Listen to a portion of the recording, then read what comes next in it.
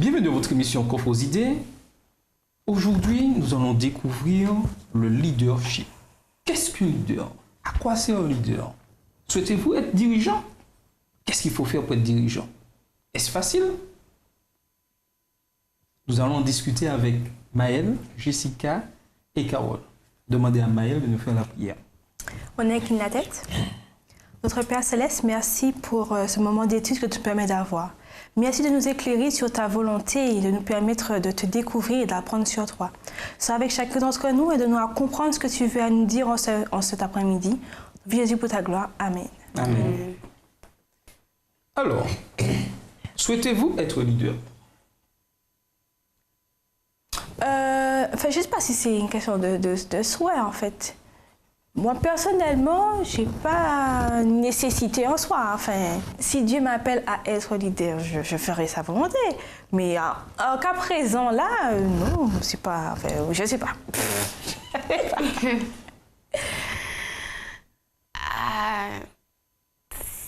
Si on l'est déjà un peu. Donc, je le suis un peu. C'est une question d'aptitude, je pense. Comme l'Éternel a dit dans sa parole, il a donné des dons et des talents à chacun, il a donné des aptitudes à chacun. Et c'est une question d'aptitude. Le seul problème, c'est que tout le monde pense avoir l'aptitude de leader. Or, tout le monde n'est pas leader. Bien. Et qu'est-ce que tu appelles leader? Est-ce que c'est la capacité à entraîner les autres dans un mouvement? Ou tu parles du poste de leader dans nos églises? Très bonne question. Très bonne question. Oui, Nous non, allons en discuter. La leçon, on parle bien du leader en général. Un leader, c'est quoi? C'est un dirigeant. Voilà.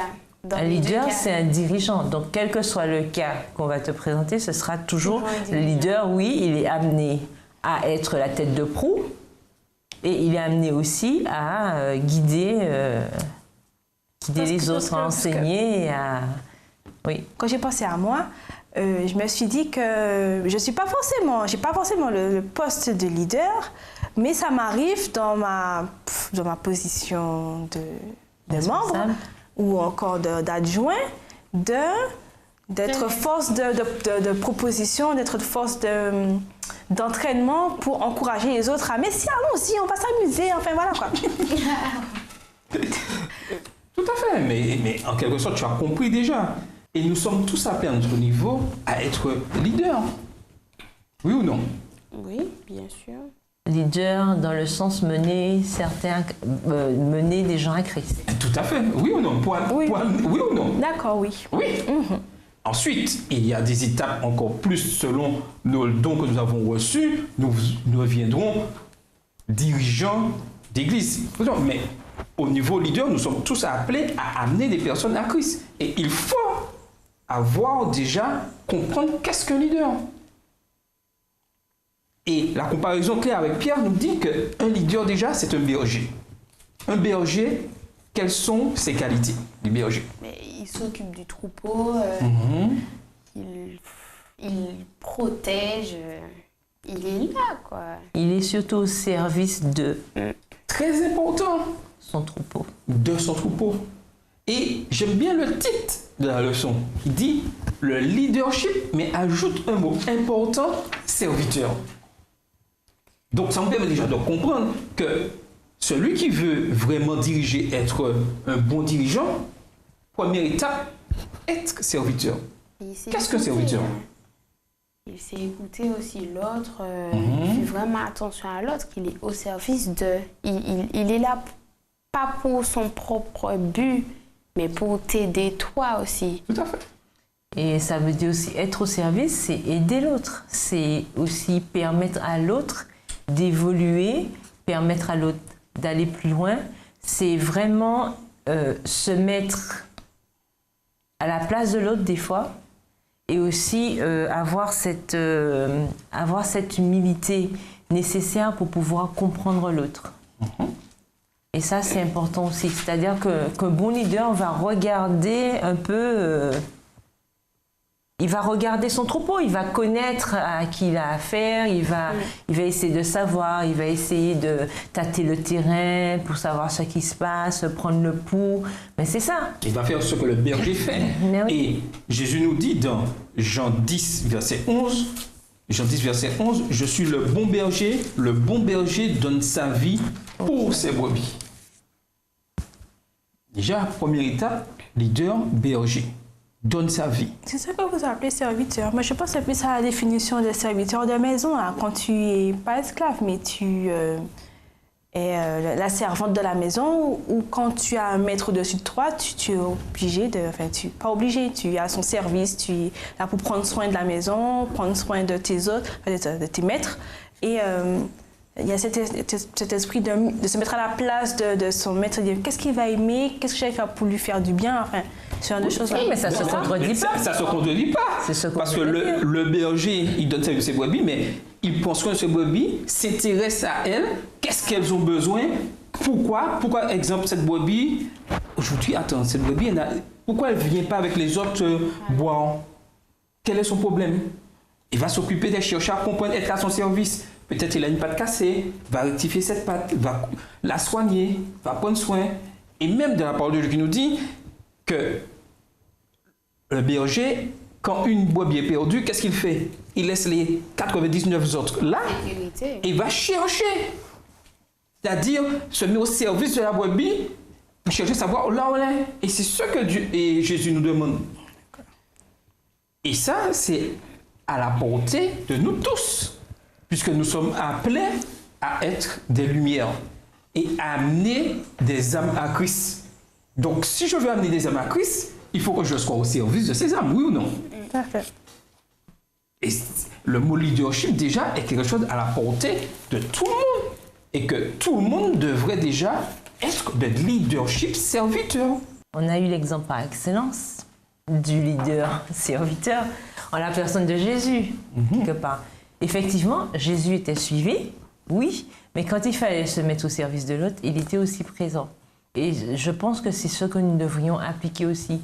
Ne pas être des leaders, en fait, au-dessus d'eux. C'est pas ça l'idée. Ah ouais, pas du tout. C'est en fait être au même niveau que l'autre, mais en ayant une aptitude supplémentaire, c'est-à-dire pouvoir rallier des idées, rallier l'ensemble. C'est ça l'idée. Et souvent, en fait, on se perd un petit peu, hein, surtout dans nos congrégations. Il faut dire la chose clairement. On n'a pas souvent l'idée du leader serviteur. On a l'impression que le leader, il va être au-dessus, et puis il y aura le reste. Et c'est pas ça du tout. C'est pas ça du tout.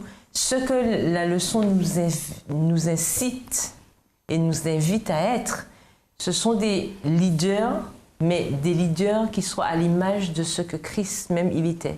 C'est-à-dire qu'il se mettait au niveau de l'autre, il savait comment gérer, quand gérer, et c'est ça l'idée en fait. Mais pour pouvoir faire ça, il faut connaître. Parce que Jésus, qu'est-ce qu'on a remarqué? Il connaissait ses disciples. Tout à fait. Il savait qui était Pierre, il savait qui était Jacques, il savait qui était Judas, il savait.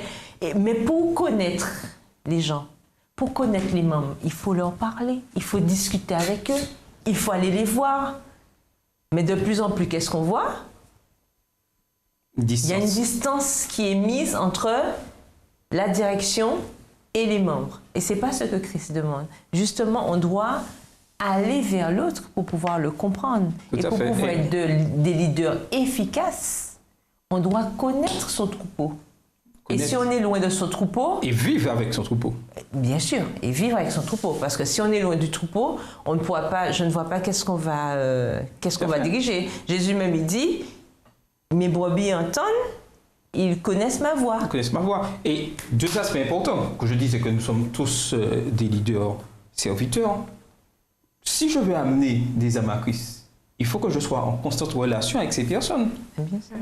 Il faut que ma vie montre que je suis un enfant de Dieu et qui va attirer ces personnes.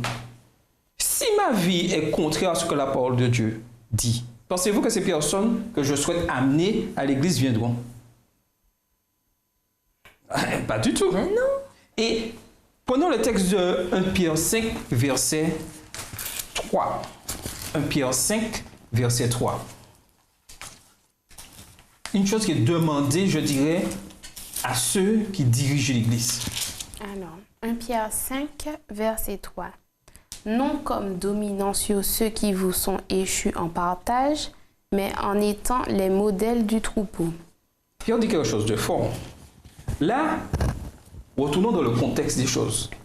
Pierre parle aux dirigeants de l'Église qu'on appelle en ce temps-là anciens, et aujourd'hui aussi dans notre dénomination, il y a des anciens, c'est-à-dire ceux qui dirigent l'Église, des anciens d'Église, qui sont appelés, ce sont des hommes qui sont appelés pour diriger la communauté locale afin qu'elle puisse fonctionner, puisqu'il faut un certain ordre. L'Église adventiste est une église organisée où il y a des anciens, des responsables de département et les membres afin de pouvoir faire fonctionner la communauté avec des programmes qui puissent attirer des personnes. Mais chacun a son rôle déjà de leader à accomplir. Mais lorsqu'on aspire à cette tâche d'ancien, Pierre nous dit que je ne dois pas dominer les autres et surtout être un modèle du troupeau. Et puis ainsi sur ça, être un modèle. Pensez-vous que vous ferez confiance à un dirigeant, je dirais, qui pratique l'adultère? Et tout le monde sait ça. Quelle attitude vous aurez vis-à-vis de ce dirigeant-là? Mais même encore dans notre domaine politique, dans notre domaine politique, on n'arrive pas à faire confiance à quelqu'un qui a volé, qui a triché et qui n'a pas un certain style de vie qui soit conforme aux normes ou encore aux valeurs que l'on attribue à un pays. Donc, il en est de même d'un dirigeant d'église qui a même un chrétien qui a une certaine valeur à faire véhiculer. Donc, on ne peut pas faire confiance à quelqu'un qui ne représente pas ces valeurs-là. En tout cas, qui ne sont pas les modèles. Du cause toujours, tu m'intéresses. Ça, c'est du blabla, ça n'a pas de sens en fait. Tu ne peux pas être en quête d'une direction et être en contradiction avec ce que tu devrais refléter comme exemple ou autre. Ça n'a pas de sens. Mais après, on est tous pécheurs, non? Oui, mais je vais compliquer encore la situation parce qu'au verset 5, Pierre ajoute, de même, vous qui êtes jeunes, soyez soumis aux anciens et tous, dans vos rapports mutuels, revêtez-vous d'humilité, car Dieu résiste aux orgueilleux, mais il fait grâce aux uns. Ma question est, comment réagissons-nous lorsque nous pensons qu'un ancien de notre Église ne manifeste pas les qualités que Pierre décrit demande aux anciens? Alors, certes, moi je dirais que c'est son comportement. C'est lui qui voit ça avec Dieu. Après, de par son attitude, on ne sait pas non plus quelle démarche il a avec son Dieu. Donc, ce qu'il dit, ce qu'il a à inculquer, c'est à toi de savoir trier ce qu'il dit et à justement ne pas reproduire justement ce qu'il fait et le prendre en mots et dire mais justement telle et telle personne le fait, je peux le faire aussi, regarde il est en poste et autres. C'est justement la chose à ne pas faire et à faire attention à ce qu'il, on va dire, enseigne. Et toi, de ton côté, tu dois toujours te référer à Dieu et à ce que la Bible te dit de faire. Moi, c'est comme ça que je vois les choses. Je suis d'accord avec ce point de vue, mais aussi, il ne faut pas oublier qu'avant, il dit bien non comme dominant. Alors déjà, au verset 2, paissez le troupeau de Dieu qui est sous votre garde. Ensuite, au verset 3, non comme dominant sur eux qui vous sont échus en partage, mais en étant les modèles. Donc, je crois que d'abord, Pierre pose les jalons. Il leur demande d'être des modèles. D'accord? Donc, quand il dit, de même, vous qui êtes jeunes, soyez soumis aux anciens qui sont des modèles. Parce que la Bible ne se contredit pas. Dieu ne se contredit pas. Si nous voulons être des leaders corrects, approuvés par Dieu, nous devons être aussi des modèles. Nous devons être des serviteurs. Donc, la soumission dont il est parlé ici, c'est la soumission à des anciens qui sont des modèles. Donc, en rapport avec ce que disait Jessica tout à l'heure, effectivement, si la personne n'a pas un comportement qui soit digne de sa fonction, c'est-à-dire digne de ce qu'il devrait porter, je ne dois pas m'y soumettre. Et je ne dois pas utiliser ça comme prétexte pour faire les mêmes bêtises. Alors, et il n'empêche, pour répondre à ta question, si je me rends compte que quelqu'un n'a pas l'attitude qu'il faut, je me dois, comme m'a dit la parole de Dieu. Si tu sais que ton frère a quelque... va vers ton frère. Donc, je dois me permettre aussi, c'est pas parce que je peux aussi aller voir la personne et lui dire, bon, ben, il y a telle chose qui ne va pas. S'il ne t'écoute pas, prends un témoin. S'il ne t'écoute pas. Donc, on a des jalons. Mais ce n'est pas parce que nous devrions être soumis qu'on doit soutirer le vice. Il faut qu'on fasse très attention. Je comprends ce que tu dis, largement. Mais nous savons que nous vivons dans un monde où le péché règne. Bien sûr. Où nous vivons de conflits entre le bien et le mal. Comme nous avons vu la semaine dernière, nous sommes appelés à souffrir.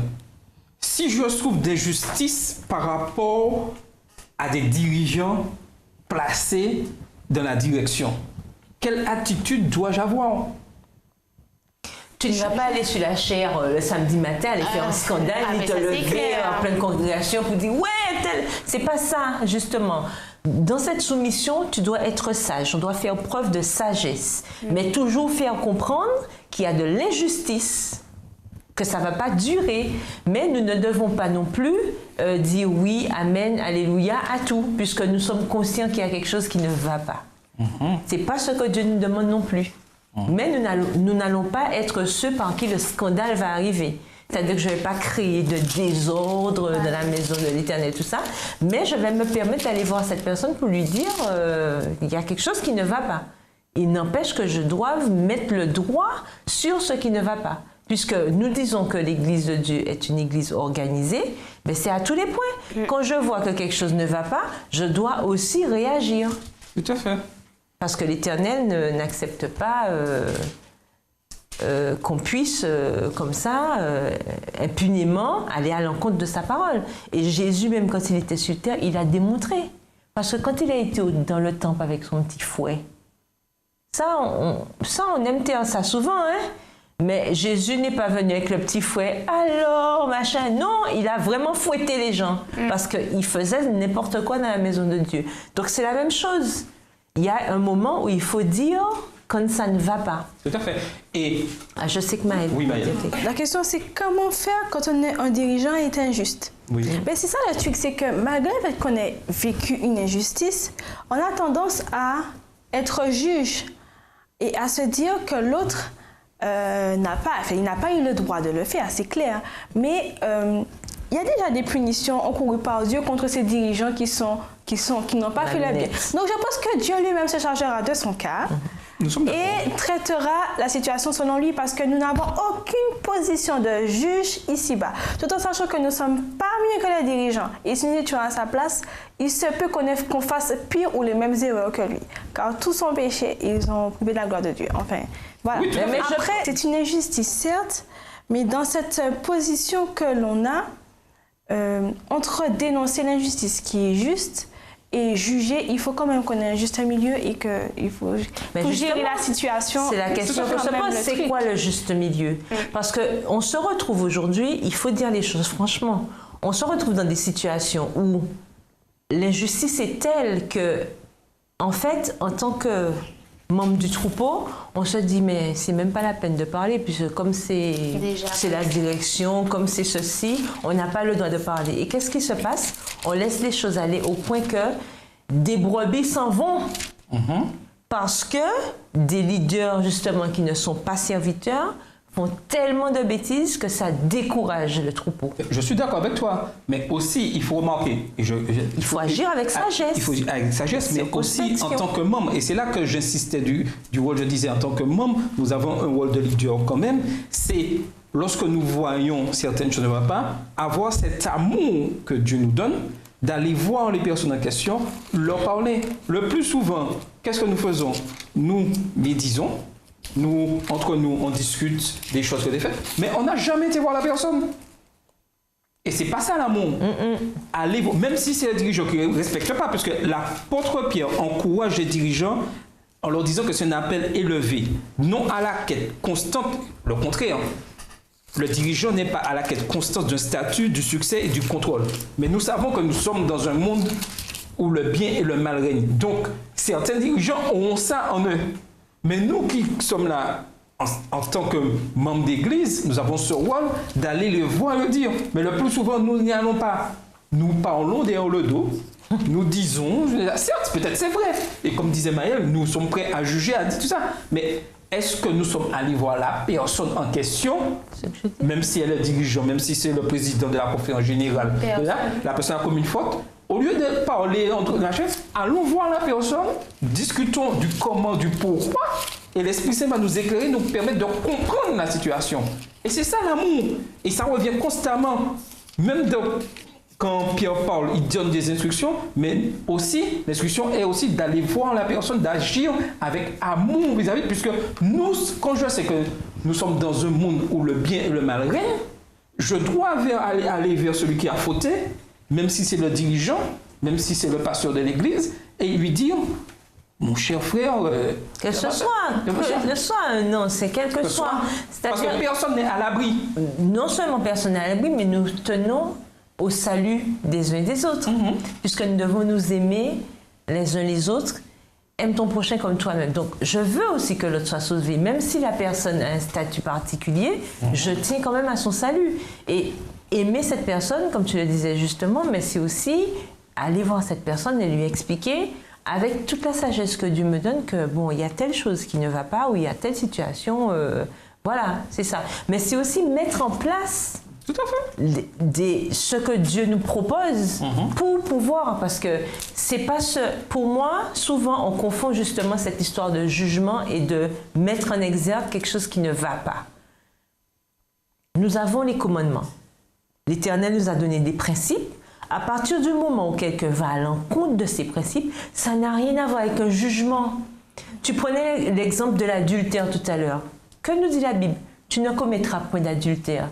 Si je dis que quelqu'un a commis l'adultère, est-ce que je juge la personne? Ça n'a rien à voir. Je suis juste en train d'exprimer le fait qu'il y a un truc qui ne va pas. Oui, ça va à l'encontre. Il faut aller voir la personne. Oui. Tu vas à l'encontre de la volonté de Dieu. Je ne vais pas aller sous la chair. Non, c'est pas ça l'idée. Je monte sous la chair et je dis ouvertement à tout le monde, frère X a commis l'adultère. Non, mais est-ce que je suis allé voir frère X avant même de parler? Est-ce que je suis allé voir frère X pour le réconforter, lui dire, mon frère, tu as péché? Et c'est ce que... Et Jésus nous dit dans la parole de Dieu, ton frère a péché, va le voir et reprends-le. Et une fois que tu l'as repris, c'est fini. C'est fini. Et au niveau de la direction, c'est ça. Et si nous faisions ce premier pas seulement, nous éviterions énormément de problèmes dans nos communautés. C'est vrai. C'est vrai. Et c'est ça qui est important. En tant que leader des âmes que Dieu nous confie, nous qui sommes simplement, en tant que leader dirigeant ancien d'église, c'est ce qu'il nous a appelé à faire. Il y a quelque chose qui ne va pas avec le membre, on va voir le membre directement. Voilà. Et beaucoup de problèmes. Et c'est ça l'amour. Au lieu même déjà d'aller, même je dirais, arriver au comité, à des machins, on va voir le membre. Nous sommes tous pécheurs. C'est ce que l'Éternel nous recommande. Et des fois, tu résous le problème et l'église va de l'avant. Et c'est ça la force d'un leader. Leader, c'est-à-dire diriger à partir de la base. C'est-à-dire être attaché au troupeau, pas déconnecté du troupeau. Et l'ennemi de nos âmes, il veut en tant que leader, que nous soyons déconnectés. Exemple, même vis-à-vis de de ceux qui nous entourent, nous nous déconnectons en disant un tel est déjà comme ça. Mais non, voilà. c'est pas ce que Dieu nous demande. Qu'on se porte en juge. Tu parlais de jugement tout à l'heure. Voilà. On met déjà, on émet des jugements de valeur. Un tel est digne, oui, il peut pas, oui, il peut. Ça, on passe au jugement. Mais à aucun moment, on ne fait d'exhortation. On va pas voir, exemple, le voisin, parce qu'on a pas dit ça. Ah, ce voisin-là, il n'aime pas la parole de Dieu, je ne vais pas le voir. Ouais. Ça, c'est un jugement. Et puis, des fois, on se surprend lorsque la chaîne, ah oui, mais ça fait longtemps que je vous attends.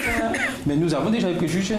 Et c'est ça, être en contact, être leader, il faut que nous soyons en contact avec la base. Si je ne suis pas en contact avec la base, je ne pourrais pas être un bon leader. La comprendre. Je ne pourrais pas la comprendre. Cette base, et le plus souvent, lorsque des anciens sont déconnectés, dirigent font les trucs, c'est que le plus souvent, ils se sont déconnectés avec la base, n'ont plus cette relation avec les simples membres, c'est-à-dire n'ont plus cet acte de serviteur, ils sont plus un acte de dirigeant dominant. Et ça crée des discordes. Et lorsque je suis un leader serviteur, je vais vers celui qui a commis l'erreur. En toute humilité, très important, et en toute simplicité. Mon frère, tu as commis ça, ok, entre nous, on s'explique, machin. On s'explique, ma soeur, machin. Bon, eh bien, c'est fini. Et quand c'est fini, c'est fini. Je n'ai même pas besoin d'aller faire un rapport au comité, un rapport à d'autres frères et sœurs. Puisque Dieu a vu, il a pardonné, et le péché est oublié et on va de l'avant. Et c'est ça le truc. Là, en tant que leader, c'est avoir cette démarche de comprendre qu'il faut que nous soyons en contact avec la base. Et en tant que membre, ça ne suffit pas d'être disciple.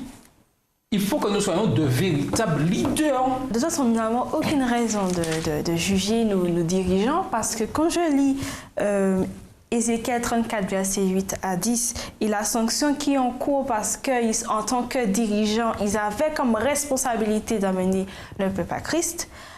Si on lit, alors je suis vivant, dit le Seigneur l'Éternel, parce que mes brebis sont en pillage et qu'elles sont devenues la proie de toutes les bêtes des champs, faute de pasteurs, parce que mes pasteurs ne prenaient aucun souci de mes brebis, qu'ils se paissaient eux-mêmes. Ils ne faisaient point paître mes brebis. À cause de cela, pasteurs, écoutez la parole de l'Éternel. Ainsi parle le Seigneur l'Éternel. Voici, j'en veux aux pasteurs. Je reprendrai mes brebis d'entre leurs mains. Je ne les laisserai plus paître mes brebis. Et ils ne paîtront plus eux-mêmes. Je délivrerai mes brebis de leur bouche et ils ne seront plus pour eux une proie. Donc, en fait, l'Éternel est au centre de son Église et s'il voit que son troupeau part en dispersion à cause de dirigeants qui n'ont pas été à la hauteur, il se chargera de prendre ses brebis et de s'en occuper lui-même. Hein? Nous sommes d'accord. Non, mais nous sommes d'accord. Nous sommes bien d'accord pour dire que l'Église de Dieu, de toute façon, ne sera jamais détruite à cause de bergers des bergers qui ne sont pas au fait de leur fonction. Nous sommes d'accord avec ça. Le problème, c'est que je pense que souvent, on passe d'un extrême à l'autre. Facile. Et moi, c'est ce qui ça me dérange un peu parce que on se dit justement, on utilise ce type de verset, ou on utilise ces raisons-là pour se dire, oui, de toute façon, Dieu va s'en occuper. Et au final, on se rend compte qu'on permet tout et n'importe quoi. Or, l'Éternel nous donne aussi l'intelligence, nous donne le discernement, nous donne aussi cette capacité et cette faculté à voir que quelque chose ne va pas ou pas. Et nous devons faire usage de cela. D'accord. Et souvent, le problème, c'est qu'on se dit oui, parce que c'est un dirigeant, alors je ne peux rien dire. C'est pas ce que Dieu dit. Et nous devons je suis désolée. Ce n'est pas la parole de Dieu, parce que ce dirigeant-là, quand je le laisse aller, je l'emmène où? Je le laisse aller où? Je le laisse aller à sa perte. Est-ce que c'est faire preuve d'amour? Je ne pense pas. Parce que nous sommes aussi là pour aider l'autre à s'en sortir. Donc, il est de mon devoir en tant que membre, si je vois quelque chose qui ne va pas, de dire cela aussi à cette personne. Tout à fait. Et ne pas se dire, oui, bon, comme c'est un dirigeant, Dieu va gérer, et puis moi, je laisse... Non, parce que c'est un frère comme toi. C'est vrai que ou une sœur comme toi. C'est vrai que le débat est très riche, mais nous arrivons déjà à la fin. Et il est important qu'en tant que dirigeant, et comme je le disais, les membres aussi sont appelés à être des leaders, serviteurs. Nous sommes appelés à devenir des leaders. Mais la première étape est de devenir serviteur. Et d'être. Et d'être serviteur. Et Jésus le dit dans Matthieu 20, verset 26, au contraire, si l'un de vous veut être grand, il doit être votre serviteur. Ça, c'est la première étape. Deuxième étape, diriger pour appeler d'autres à diriger. Je ne suis pas là éternellement dirigeant là en place et puis je dirige et puis toute ma vie jusqu'à ma mort et puis à ma mort il n'y a plus de dirigeant, c'est fini l'église. Non. En tant que dirigeant, la deuxième étape est d'appeler, de former d'autres à être dirigeants.